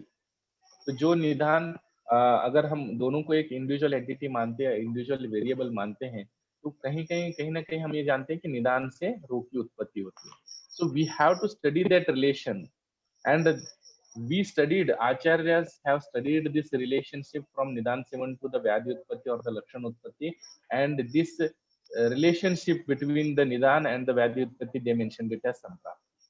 अगर हम आयुर्वेद की बात करें तो निदान सेवन से जो व्याधि उत्पत्ति का जो रास्ता है और जो रिलेशन है निदान और लक्षण उत्पत्ति का, तो इसको उन्होंने सिंपल टर्म में बता दिया संप्राप्ति, जिसके बेसिस पर हम ये कह सकते हैं, हम प्रॉपरली कह सकते हैं कि निदान हमने ये सेवन किया था, इससे इन दोषों की इम्बैलेंस है और इस तरीके से हो गए, और ultimately it will lead to the particular this disease condition. In the same way कहीं ना कहीं देखो कोरिलेशन जैसे एज और हाइट का हो गया, फैटी डाइट एंड एथेरोस्क्लेरोसिस, कहीं ना कहीं हम एक निदान से लेकर लक्षणोत्पत्ति तक का जो एक रिलेशनशिप है, दो वेरिएबल्स हैं अलग अलग, तो उन दोनों वेरिएबल्स के बीच में एक रिलेशनशिप को जो एस्टैब्लिश करने का जो कंसेप्ट है, वो कहीं ना कहीं आयुर्वेद में और स्टैटिस्टिक्स का रोल जो है हम यहाँ पे आयुर्वेद में देख सकते हैं। ओके सर, अभी ये जो रिलेशनशिप है, रिलेशनशिप को देख के मेरे मन में एक और विचार चल रहा है कि शायद इन्हीं को देखते हुए हम किसी सामान्य व्यक्ति में एक फ्यूचर भी प्रिडिक्ट कर सकते हैं क्या, कि अगर आप ये करोगे तो आपको फ्यूचर में ये होने की पॉसिबिलिटीज है। शायद हमें कहीं संहिताओं में भी देखने को मिलता होगा, लेकिन हमारी नजर नहीं जाती होगी। तो सर क्या इस स्टैटिक्स को हम एज अ फ्यूचर प्रिडिक्शन के रूप में भी ले सकते हैं क्या कुछ हद तक? देखो, डेफिनेटली उसमें ले भी सकते हैं, लेना ही है, क्योंकि जैसे हमने एक कंसेप्ट अभी हमने देखा, concept of correlation, there is one more concept, that is concept of regression. Based on the past happenings we can predict the future things. ठीक है, हालांकि मैंने एग्जांपल यहाँ पे डायबिटीज का दिया है, this is the research carried out by WHO, ये WHO का एक पब्लिश्ड आर्टिकल है। देखो, अगर पहले मैं इसको समझा देता हूँ, फिर आयुर्वेद में इसका फ्यूचर थिंग्स किस तरीके से प्रेडिक्ट करते हैं ये बता देता हूँ। तो अगर हम यहाँ पे देखें कि global prevalence of diabetes estimates for the year 2000 and 2030, इन्होंने 2000 और 2000 मतलब ईयर 2000 के बेसिस पर they predicted what will be the global prevalence of diabetes in 2030, 30 साल के बाद के फ्यूचर को प्रेडिक्ट किया। So how was it possible? मतलब ये कैसे पॉसिबल हो गया? Because they applied statistics to that particular sequence of happenings. किस तरीके से कितने केसेस बढ़ रहे हैं, किस तरीके से हो रहे हैं, even in the present scenario भी अगर ये रिजल्ट्स अगर हम यहाँ पे देखें तो मेल्स में कितना बढ़ने वाला है, फीमेल्स में कितना बढ़ने वाला है, अर्बन पॉपुलेशन में कितना बढ़ेगा, रूरल पॉपुलेशन में कितना बढ़ेगा, डेमोग्राफिक चेंजेस कितने इफेक्ट करेंगे, each and every aspect they have predicted in this research article. It's a very nice article. So अगर यही चीज अगर आज हम कोविड-19 पे अगर ये कंसेप्ट ऑफ रिग्रेशन अप्लाई करेंगे, तो हम ये देखेंगे कि शुरू में कितने थे, अभी कितने हैं, इस तरीके से जो अभी एक ग्रोथ रेट बढ़ रहा है, तो based on that definitely some और the other way the health statisticians or the health sector, they know that till in further 2-3 months in what stage we are going, or what are the consequences we are going to face, and how we are to combat this disease situation. Everything is based on the statistics only. And this is some or the other way concept of regression means whenever we want to jump further. जैसे कि एक इसका सबसे अच्छा example regression का यही है कि अगर हमें एक गड्ढा है रास्ते में, उसको कूदना है, बड़ा गड्ढा है, उसको कूदना है, तो हमें क्या करते हैं कि 2 कदम पीछे चलते हैं। तो 2 कदम पीछे लेके हम एक फोर्स से जाकर तब जाके कूद पाते हैं। So in the same way, if you want to predict the future things, then definitely we have to go back and we have to see the things or the sequence which are happening in the past. अब अगर आयुर्वेद में बात करें कि आयुर्वेद में ये predict the future things, मतलब ऐसा थोड़ी कि भविष्य भविष्य नहीं, लेकिन अगर एक व्याधि की बात करें तो डेफिनेटली देखो, अगर हमें पूर्व रूप पता है तो हम ये नहीं कहेंगे कि आगे जाके यही लक्षण होंगे और आगे जाके आपको यही व्याधि उत्पत्ति होगी। तो जो पूर्व रूप के बेसिस पर हम व्याधि उत्पत्ति की बात जो आचार्यों ने की है, it is nothing but the concept of regression. क्योंकि अगर हमें ये पूर्व रूप मिल रहे हैं तो हम उस बेसिस पे, अगर हम पूर्व रूप को अच्छे से जानते हैं किसी पेशेंट की, तो हम उस पेशेंट को आते हैं, अगर उसमें ये पूर्व रूप के लक्षण मिल रहे हैं तो हम ये कह देंगे कि आगे जाके तुम्हें ये व्याधि होने वाली है, इसलिए तुम इन निदान से उनका वर्जन करोगे तो ये व्याधि उत्पत्ति नहीं होंगी। So some or the other way, all these concepts or all these bases are applicable in Ayurveda also. Okay यानी इस तरीके से इतने सारे बेहतरीन तरीके से सर हम इन सबको देख रहे हैं। लेकिन इसको देखते देखते सर एक और मेरे मन में प्रश्न उठ रहा था कि अभी जो स्टैटिक्स के आपने इतने सारे रूप बताए कि मेडिकल स्टैटिक्स, हेल्थ स्टैटिक्स, लेकिन एक उसमें वाइटल स्टैटिक्स करके था, तो क्या ये वाइटल स्टैटिक्स इनसे डिफरेंट है क्या, या वाइटल स्टैटिक्स को हम किस रूप में देख सकते हैं? देखो, वाइटल स्टैटिस्टिक्स जो है कि ये it is other than biostatistics, मतलब जैसे हेल्थ स्टैटिस्टिक्स हो गया, मेडिकल स्टैटिस्टिक्स, ऐसे ही एक vital statistics. Vital statistics it is completely different aspect, मतलब हम आयुर्वेद में इसको ज्यादा कोरिलेट करना थोड़ा बहुत मुश्किल है, लेकिन फिर भी अगर हम देखें कि जो शास्त्र में वर्णित है वाइटल स्टैटिस्टिक्स के बारे में भी, वो चीजें बहुत सारे वर्णित ऑलरेडी हैं, जहाँ पे उन्होंने बताया कि जो बहुत सी चीजों में कि मैरिजेस अगर ऐसे ऐसे होते हैं तो ये जेनेटिक डिसऑर्डर्स हो सकते हैं। तो ये सारी चीजें जो फैक्ट्स आजकल जो प्रूवन है, ये शास्त्र में भी कहीं ना कहीं गोत्र के नाम से या कुल के नाम से कहीं ना कहीं थोड़े बहुत वर्णन हमको देखने को मिलता है। ऐसा नहीं कि नहीं देखने को मिलता है, but we have to understand that and we this in this way the vital statistics again it is very much helpful in understanding the statistics and it's important। जैसे देखो डाइवर्सिस, मैरिजेस, बर्थ, मेनली जो mortality rate है, जो fertility rate है, तो आजकल जितने भी मतलब माता के कुपोषण से जितने भी जो डेथ हो रहे हैं, फिटल डेथ हो रहे हैं, एवरीथिंग, मतलब these all aspects some or the other way help us to combat the situation। So vital statistics is also a very important part of the statistics, it is which we can apply to some aspects or to in some way to the Ayurveda। तो कहीं ना कहीं अगर हम आयुर्वेद की बात करें और स्टेटिस्टिक्स की बात करें, तो फ्यूचर थिंग्स प्रिडिक्ट करना हो या हमें जो क्या बोलते हैं कि रिलेशनशिप एस्टेब्लिश करना हो, या कोई कंक्लूजन्स निकालने हो, या हमें हाइपोथेसिस टेस्ट करना हो, या फिर हमें कोई भी डाटा को कंडेंस करना हो, मतलब इन सम और the other way everywhere statistics is very much essential even in Ayurveda। Okay यानी सर अभी जो हम लोगों ने इतने बेहतरीन तरीके से अलग अलग सेक्शंस देख रहे हैं, और आपने जो अलग अलग एग्जांपल्स देख के बताया कि आयुर्वेद का हर एक सेक्शन में इस स्टैटिक्स का हम रूप देख रहे हैं। यानी कहीं हम देखें कि पिछले इवेंट्स जो हुए थे उनको देख के हम कुछ अपने काम में हेल्प ले सकते हैं, जो हो रहा है उनको देख के हम काम कर सकते हैं, और फ्यूचर भी प्रिडिक्शन कुछ लेवल्स तक उस रिसर्च के संभावना के रूप में हम कर सकते हैं। लेकिन सर इन सबको हम देखते हैं तो मन में एक और बात आती है कि क्या 100% सारी चीजें ही सही होती हैं? यानी जैसे हम कहीं देखते हैं कि हर किसी की एक ना एक लिमिट होती है, 100% तो कोई बेहतरीन तरीके से नहीं कर पाता, 99 के बाद 1% कुछ ना कुछ खामी रह जाती है। तो क्या ऐसी कुछ लिमिटेशंस या ऐसी कुछ रोक-टोक हमें इस स्टैटिक्स में भी देखने को मिलती है क्या सर? देखो डेफिनेटली हर एक चीज के प्रोज भी होते हैं, कॉन्स भी होते हैं, एडवांटेज डिसएडवांटेज। वैसे भी स्टैटिस्टिक्स के भी उसके अलग ही अपने ही एक लिमिटेशंस हैं, ठीक है। जैसे एक एक हमने देखा कि quantitative characters are more prevalent in qualitative. तो ये एक स्टैटिस्टिक्स का लिमिटेशन है कि हम क्वांटिटेटिव कैरेक्टर्स को देखते हैं rather than the qualitative data. मतलब एक सिंपल सा एग्जांपल यहाँ पे जो दिया गया है वो है लाइब्रेरी का, ठीक है। अगर हम ये देखें कि ये बहुत अच्छा लाइब्रेरी है, तो एक अच्छा लाइब्रेरी कौन सा कहलाता है?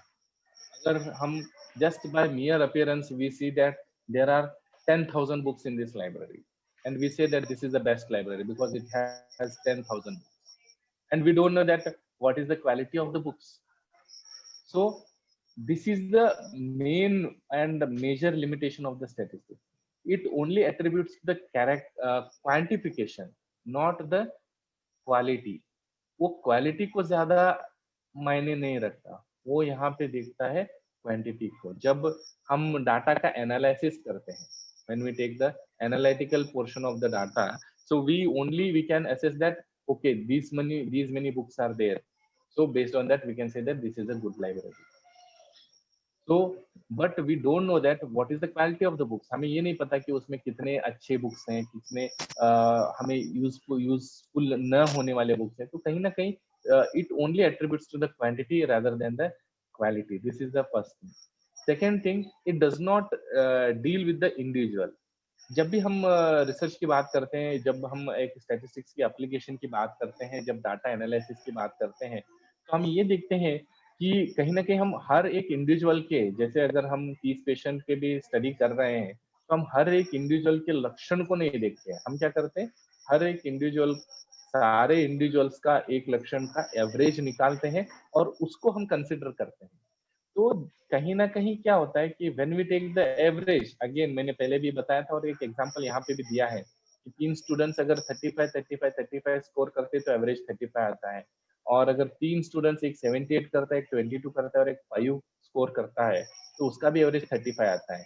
तो ये जो यहाँ पे क्या हो गया, वहां पे इंडिविजुअलिटी भी, इंडिविजुअली देखा जाए तो तीनों स्टूडेंट्स अच्छे स्कोरर हैं और इंटेलिजेंट हैं, और दूसरे इसमें एवरेज तो 35 आ रहा है, लेकिन यहाँ पे अगर हम बोले कि ओवरऑल क्लास का एवरेज कितना है 35, बट इंडिविजुअली देखा जाए there is only one student who is actually pass, who is having passing marks, rest two are not useful. तो it don't deal with the individual, individual के basis पे नहीं है, it deals with an average, averages हैं या जैसे mean है, median है, मोड है। तो ये कहीं ना कहीं इंडिविजुअल को नहीं कंसिडर करता, हर एक इंडिविजुअल को।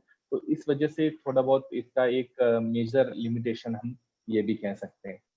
और तीसरा क्या है कि रिसर्च में एरर्स कहीं पे भी हो सकते हैं, कंडक्टिंग रिसर्च, जैसे फिजिकल एरर्स हो सकते हैं, बायोकेमिकल एरर्स हो सकते हैं, एनालिटिकल एरर्स हो सकते हैं। इतने सारे एरर्स के बीच में अगर कहीं पे भी हमारे रिसर्च में एक छोटा सा एरर आ गया, तो definitely that will give a very hazardous conclusion. Because क्या होता है कि अगर रिसर्च में ही थोड़ा बहुत एरर रह गया, तो वो कहीं ना कहीं स्टैटिस्टिक्स में उसके मायने इतने बदल जाते हैं कि कहीं ना 1 या 2 के अंतर में, जो कि हम बोलते हैं ना कि 19-20 का जो अंतर है, ये 19-20 का अंतर जो है ये जनरली चल जाता है, लेकिन स्टैटिस्टिक्स में कभी कभी ये बहुत ज्यादा भी कहलाता है और कभी कभी नेग्लिजिबल भी हो जाता है। तो स्टैटिस्टिक्स हैज द पावर, सो इसीलिए कहीं पे भी एरर का होना ये एक स्टैटिस्टिक्स में बहुत बड़ा नुकसान हो जाता है। और लास्टली, जैसे मैंने ये पहले भी कहा था कि मिसयूज और रॉन्ग मेथड, कभी कभी ये हो जाता है कि हम मिसयूज कर लेते हैं स्टैटिस्टिक्स को, because we know that we want to prove our research work. जितने भी पोस्ट ग्रेजुएट स्कॉलर्स होंगे या जो भी रिसर्चर्स होंगे, हमेशा चाहते हैं कि हमारा रिजल्ट या हमारा रिसर्च पॉजिटिव आए। तो उस चक्कर में कभी कभी क्या होता है कि जो डाटा होता है उसको मिसयूज कर लेते हैं, और फिर उसके हिसाब से वो मैनिपुलेट करके they will give the data such that the research is having the positive effect. And many times we are unknown that क्या होता है कि ज्यादातर जितने भी हम we are more focused on treating the patient, we are being the doctors, our aim जो होता है वो treating the patients होता है, तो हमें statistical application ज्यादा नहीं पता होता है, तो इसमें क्या हो जाता है कभी कभी हम wrong method adopt कर लेते हैं, हमें जानकारी नहीं होती कि यहाँ पे क्या अप्लाई करना है, यहाँ पे क्या करना है, तो if we are applying the wrong methods, जहाँ पे टी टेस्ट लगाना है अगर हम वहाँ पे एफ टेस्ट लगा देंगे, या फिर जहाँ पे students sorry paired t test लगाने अनपेयर्ड लगा देंगे, obviously the values differ and the results will be very much disturbing. तो कहीं ना कहीं there are some limitations of the statistics which we have to properly look into it and we have to rectify it, those which we can rectify.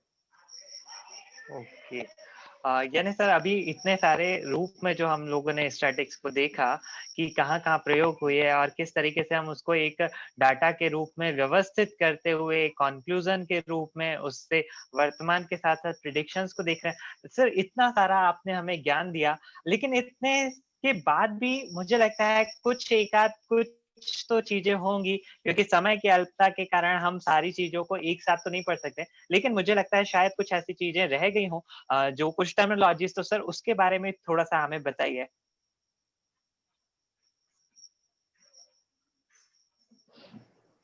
देखो statistics को अगर हमें समझना है ना तो बहुत उसमें एक पेशेंस चाहिए और उसकी एप्लीकेबिलिटी, कैलकुलेशन, बहुत सारे टर्म्स ऐसे आते हैं जिनको हमें समझना बहुत जरूरी है. तो ये कुछ टर्म्स है, कुछ डेफिनेशंस है, मैं लास्ट में चाह रहा था कि हम इनके बारे में डिस्कस करें, ताकि जो भी मतलब जो नेक्स्ट सेशंस होंगे जहाँ पे हम इन सब चीज़ों को देखेंगे कि what how we are going to calculate mean है, वहाँ पे इन सब चीज़ों के जो डेफिनेशंस है अगर पहले वो वहाँ पे समझने में बहुत आसान हो जाए. तो जैसे सबसे पहले डाटा है, हम हर एक चीज में यूज करते हैं कि यहाँ वो डाटा है, डेटा है, यहाँ का है, वहाँ का है, but we don't know what is the exactly. So any set of any piece of information और any set of information is data. तो मैंने यहाँ पे कुछ डेफिनेशंस लास्ट में कंपाइल किए हैं so that we can understand it much more better in the next sessions. Next एक वेरिएबल होता है. वेरिएबल मतलब एक characteristic that takes on different values in different persons and different places or different things. मतलब देखो जो variate होता है, जैसे समय के हिसाब से जो बदलता जाता है, दैट इज वेरिएबल. ठीक है, तो जैसे अलग अलग वैल्यूज, मतलब एक जगह के हिसाब से उसकी वैल्यूज बदल जाती है. जैसे एक टेम्परेचर ही मान लो कि यहाँ पे अभी ये टेम्परेचर है, अगर हम कहीं और थोड़ा सा कूल प्लेसेस में जाएंगे या डाउन साउथ जाएंगे तो ह्यूमिडिटी बदल जाती है. So that is the variable factor. The temperature हो गया, humidity हो गया. It varies according to the place, and many a times the temperature or the weight or the all these factors individual to individual बदल जाते हैं. मेरा weight अलग है, सब किसी और का अलग है. तो that individuality, that is known as the variable. Here the weight is the variable factor. So that which varies with the person or a place or a thing is known as variable. Next एक होता है constant. So constant obviously we know that for a given set of observational data, so that which does not vary. तो हर एक चीज में एक एक constant होता ही है, और ये constant का definition हम जानते भी हैं. Next is population. This is very important. Population और सैंपल, जैसे मैंने पहले भी बताया था, ए स्टडी और द होल एलिमेंट, मतलब एक पर्टिकुलर कैरेक्टरिस्टिक वाला एक जो एक ग्रुप होता है, that is known as population. जैसे कि अगर हम बोलते हैं ना कि पॉपुलेशन का मतलब होता है कि group of people having similar characteristics. मतलब अगर हम इंसान हैं तो इंसान का ह्यूमन पॉपुलेशन. टाइगर है because those all bear the same characteristics, so that is the tiger population. Population is the group of things or the people having similar characters, जिनके similar characteristics होते हैं, उन सारे ग्रुप को एक हम population कहते हैं. और इसी पॉपुलेशन से जो हम एक पार्ट को निकालते हैं, जैसे मैंने बता दिया था कि सैंपल जिसको हम कहते हैं, तो उस पॉपुलेशन का एक जो हिस्सा जिसको हम कहेंगे कि representative part of the population. मतलब रिप्रेजेंटेटिव पार्ट इसलिए कहेंगे क्योंकि इस सैंपल पे जो भी एप्लीकेबल होगा वो पूरे पॉपुलेशन पे होगा. मतलब this sample is completely representing the whole population. तो पूरे population पे तो apply नहीं कर पाएंगे. Obviously, we are drawing a representative part, and then they are applying that particular thing on that sample, and we are generalizing it to the whole population. And sampling unit वो होता है कि जो भी हमने सैंपल ड्रॉ किया है population से, जैसे मान लो 100 लोग हैं, उसमें से हमने 20 लोगों को सिलेक्ट किया, तो वो सैंपल हो गए 20. उसमें से हर एक इंडिविजुअल एक एक सैम्पलिंग यूनिट कहलाएगा. Each member of that population और that sample is known as a sampling unit. ठीक है. And lastly parametric and non parametric test, ये भी हम आगे देखेंगे. कुछ टेस्ट होते हैं जो स्टैटिस्टिकल टेस्ट हम जहाँ पे अप्लाई करते हैं, तो जहाँ पे मीन, मीडियन, मोड ऐसे जो पैरामीटर्स होते हैं, तो वो जहाँ पे अप्लाई करते हैं वो कहलाएंगे पैरामेट्रिक टेस्ट. और कुछ टेस्ट ऐसे होते हैं कि जहाँ मीन, मीडियन, मोड जरूरत नहीं पड़ती है, तो वो नॉन पैरामेट्रिक टेस्ट कहते हैं. तो कहीं ना कहीं जो समरी वैल्यू और the constant of the variable जो होता है, मीन, मीडियन, मोड, उनको हम पैरामीटर कहते हैं. और वो जहाँ पे यूज होते हैं पैरामेट्रिक टेस्ट, जहाँ पे नहीं यूज होते हैं नॉन पैरामेट्रिक टेस्ट. और भी बहुत सारे डेफिनेशंस हैं स्टैटिस्टिक्स में, लेकिन वो हम जैसे जैसे आगे के जो भी सेशंस देखेंगे, उसमें जहाँ जहाँ आएगा वहाँ पे और प्रॉपर्ली हम डेफिनेशंस देखेंगे. यानी सर इतना सारा हम लोगों ने अलग अलग रूप में देखा, और मुझे लग रहा था कुछ छूट रहा है, लेकिन आपने उसको छोड़ा नहीं, एक सारी रूप में संकलित हमें दिया ही है. लेकिन फिर भी मुझे जो ऐसा लग रहा था कि कुछ जो पॉइंट्स है हमें और जानना चाहिए, आपने उसको भी कंप्लीट करके हम सब लोगों को ये बता ही दिया है कि ये एक ओशियन है, इसमें जितना हम डीप डाइव करते जाएंगे उतना और हम गहरे उतरते जाएंगे. सर आज तक ये हम सभी के लिए बहुत बड़ा ही कॉम्प्लिकेटेड विषय रहता था. मतलब जब मैं भी पीजी स्कॉलर रहा, तब मेरे पास भी ये समस्या आती थी कि अरे यार इसको समझे क्या है ये एग्जैक्टली. लेकिन जितने बेहतरीन तरीकों से सिंपल एग्जांपल देके आपने बताया है, और इसमें जो डीप ड्राइव आपने दिया है हमें, वो डेफिनेटली हमारे लिए, हम सभी के लिए बहुत फायदेमंद है. और अभी जो एक बची कुची कसर थी कि ये सैंपल क्या होता है, सैंपल यूनिट क्या होता है, और जिस पैरामीट्रिक टेस्ट की आप बात कर रहे थे अभी, टी टेस्ट या स्टूडेंट टी टेस्ट, तो आपने ये भी हमें संकेत दे दिए कि आप अपना बहुमूल्य समय हमें फिर देने वाले हैं और हमें इन टेस्ट के बारे में भी बताने वाले हैं. सो thank you so much sir. एक मिनट यहाँ पे, हाँ, मैं ये बोल रहा था कि अभी जितना भी हमने ये पढ़ा, this is just application of the statistics in Ayurveda. But when actual practical applicability आती है ना, कि आगे के सेशंस में जो हम देखेंगे, वहां पे हम we are more focused, means हम देखेंगे कलेक्शन कैसे करते हैं, क्लासिफिकेशन कैसे करते हैं, tabulation, but more focus will be towards the analysis of the data. तो वहां पे कहीं ना कहीं फिर से हमें कैलकुलेशन से डील तो करना ही पड़ेगा, भले we are being the scholars of Ayurveda. तो होप कि आगे भी और अच्छे से, मतलब I can justify the topic. Yes sir, definitely sir. अगर आप साथ हैं तो डेफिनेटली अब हमारे सामने कोई मुश्किलें नहीं आने वाली, और हम भी इस रिसर्च स्ट्रैट को बहुत बेहतरीन तरीके से सब लोग मिलकर समझने वाले हैं. तो सर जस्ट हम लोग इस आज के सेशन के अंतिम दौर की तरफ चल रहे हैं, और वंस अगेन आपने जो हमें ये सारी चीजें बताई हैं उसके लिए thank you so much sir. और आपका मैं एक बात और यहाँ पे कहना चाहूंगा कि I like to thank doctor Suhas Kumar Shetty sir, कि उनके गाइडेंस के बिना ये रिसर्च एंड स्टैटिस्टिक्स कभी भी, मतलब बीइंग अ स्कॉलर ऑफ अर्थशास्त्र, I would have never imagined that I can some or the other day I can give any lecture on the research of statistics, because when we are in the postgraduate scholars, sir gave us the means उन्होंने जिस तरीके से इस चीज को समझाया कि मैं आज इस काबिल बन सका कि मैं और लोगों को समझाने में अपने आप को, मतलब गर्व महसूस कर रहा हूँ, क्योंकि उन्होंने इतने अच्छे से, इससे भी सरल तरीके से, ये तो मैं कुछ भी नहीं, उन्होंने और भी सरल तरीके से हमको समझाया था. मैं तो एक जस्ट कोशिश ही कर रहा हूँ. तो I am very much thankful to respected Suhas Kumar Shetty sir. It's thank you very much sir once again. Thank you sir, thank you so much sir. जिस तरीके से आपने इस ज्ञान के प्रवाह को बढ़ाया है, हम सब लोग भी मिलके डॉक्टर सुहास कुमार शेट्टी सर के लिए थैंक्स कहना चाहेंगे कि जिन्होंने इस तरीके से इस ज्ञान के प्रवाह को आपके रूप से होते हुए हमारे तक पहुंचाया। और डेफिनेटली ये आपने कहा कि इतने सरल शब्दों में नहीं, लेकिन मुझे लगता है कि आपने भी उतने ही सरल शब्दों के रूप में हमारे हम सभी तक ये पहुंचाया है।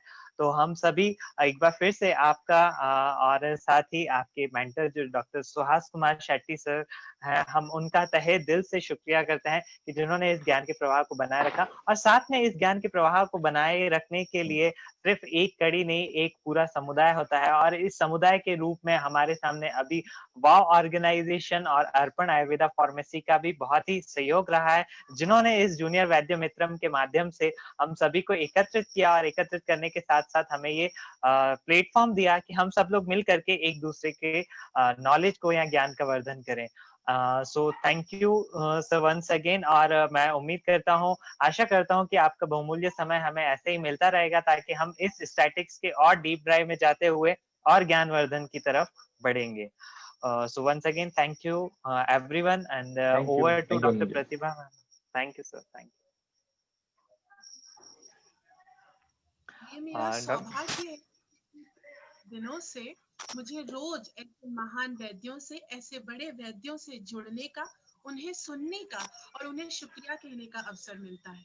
कहते हैं इस दुनिया में अगर सबसे खूबसूरत भाव कोई है तो वो है शुक्रिया का भाव। अगर आप उस खुदा को दिन में सिर्फ एक बार भी याद करते हैं तो उस समय भी उसे शुक्रिया कहना ना भूलें। So today I have this privilege. I would like to thank our expert speaker, Dr. Prashant B. Mutt sir, for giving such an informative, easy to understand and well-presented lecture. Thank you so much, sir. And also Dr. Ranjit Naran sir for joining us today, for being with us and making this session so wonderful. Thank you so much, sir. मैं आपसे पिछले 21 दिनों से जुड़ी हूँ। जी हाँ, अब हम चौथे सप्ताह में प्रवेश करने जा रहे हैं। इन 21 दिनों में मैं कई बार आपसे जुड़ी, बहुत सारी बातें की। अगर आप मुझे इस लायक समझते हैं कि आप मेरी बात से कोई एक बात ले जाना चाहें, तो मैं जिस बात पे बहुत ज्यादा एम्फेसिस करती हूँ वो है मेक ग्रैटिट्यूड योर एटीट्यूड। जी हाँ, जिंदगी में जो कुछ भी है उसके लिए शुक्रिया कहना ना भूलें। तो मैं आप सभी दर्शकों का, आप सभी कद्रदानों का बहुत बहुत शुक्रिया कहती हूँ, तहे दिल से आपको शुक्रिया कहती हूँ कि आप रोज हमसे ऐसे जुड़ते हैं और हमें अपना वक्त देते हैं। Thank you so much. कल हम आपको शाम को 6:30 बजे फिर यहाँ मिलेंगे। कल हमसे जुड़ने जा रही हैं डॉक्टर प्रीति चोपड़ा मैम, जो आप एक ब्रेक के बाद लेकर आ रही हैं हमारे लिए नया गायनी सेशन। हाँ, और वो आपसे बात करेंगे बहुत ही popular topic, popular disease PCOS के बारे में। तो कल आप हमसे जुड़े, ये हमारा सौभाग्य रहेगा। जाते जाते अगर आपके मन में कोई भी शंकाएं हैं, कोई भी सजेशंस हैं, तो we always welcome your suggestions. आप हमें किसी भी सोशल मीडिया के किसी भी प्लेटफॉर्म से आप हमें लिख दीजिए। जाते जाते मैं आपको कुछ लाइंस के साथ छोड़ना चाहूंगी, क्योंकि मेरा ये दायित्व है, ये जिम्मेदारी है कि मैं आप में वो ऊर्जा और वो शक्ति भर के रखूं कि हमें कुछ करके दिखाना है। तो इसके लिए मैं कहूंगी कि जीतूंगा मैं, ये खुद से वादा करो। जीतूंगा मैं, ये खुद से वादा करो। जितना सोचते हो कोशिश थोड़ी ज्यादा करो। जितना सोचते हो कोशिश थोड़ी ज्यादा करो। तकदीर भी रूठे पर हिम्मत ना टूटे। तकदीर भी रूठे पर हिम्मत ना टूटे। मजबूत अपना इतना इरादा करो। Thank you so much. शुभ रात्रि।